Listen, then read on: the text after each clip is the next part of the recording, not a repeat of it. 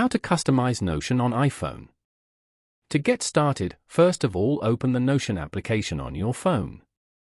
Once you're here on the home page, open any file that you want to customize. From the Note page, if you tap on any text, you will see a menu with options pop up.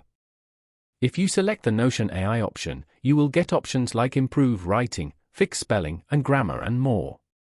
For example, let's tap on improve writing. As you can see, it's now reading the page and will improve the writing wherever needed. After that, if you go back and select the A option, you'll get additional options to customize the texts. You can bold the selected text, italicize or underline it.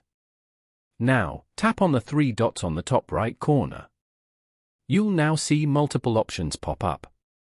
On the top here, you can change the font for your texts.